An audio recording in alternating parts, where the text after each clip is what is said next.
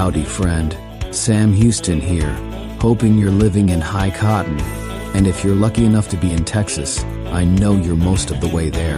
Now enjoy your daily dose of Texas history and Texas pride. Howdy friend, welcome back to the Feed Bandit podcast. Jimmy back with you for your Texas History Roundup for August 20th. In 1838, Julian Pedro Miracle was killed in a fight near the Red River.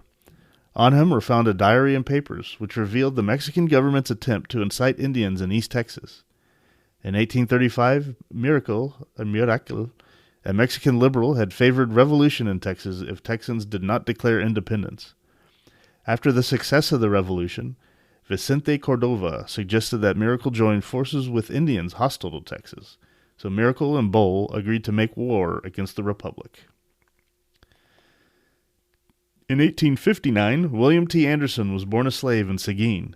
He received degrees in theology and medicine in Ohio and subsequently served as a chaplain for the 10th U.S. Cavalry. Anderson later commanded a military post in Montana, one of the first blacks to have such a command. He served in Cuba and co-edited Under Fire with the 10th Cavalry in 1899. He died in Ohio in 1934.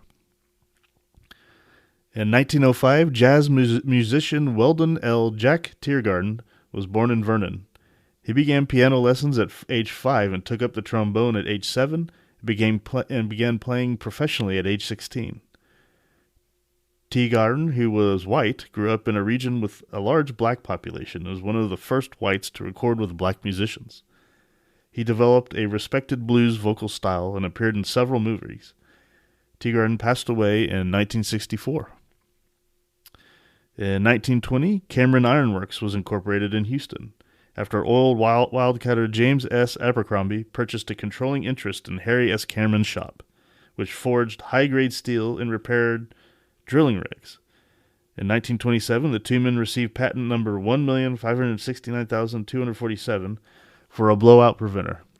This was the first successful preventer, and it and subsequent improved designs contributed greatly to Cameron's success.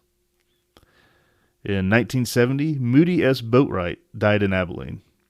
He was born in Mitchell County in 1896 and began his career as a folklorist in 1926 when J. Frank Doobie asked him to contribute, quote, The Devil's Grotto to the Texas Folklore Society publication. Later contributions included Tall Tales from Texas Cow Camps, Minstrel of the Oil Fields, and Folklore of the Oil Industry. He was an editor for the Texas Folklore Society, a fellow of the American Folklore Society, and a member of the English faculty at UT Austin. And finally, in 1984, the 4-day Republican National Convention opened in Dallas. It was the only national political convention to be held in Dallas to that date. Ronald Reagan was the presidential nominee, and George H.W. Bush was the vice presidential nominee. And that, my friend, is your Texas History Roundup for August 20th.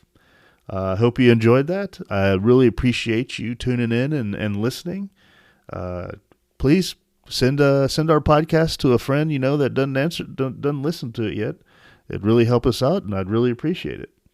All right, with that, you have an amazing day, and we will talk to you on the next one. Take care. Well, there you have it. If you like our podcast, check us out at feedbandit.com. There you'll find awesome Texas First outdoors gear and apparel. Your purchase helps support the Bandits and keeps this podcast on the air, fighting for you and for Texas. Remember, preserve the tradition, protect the legacy. Until next time.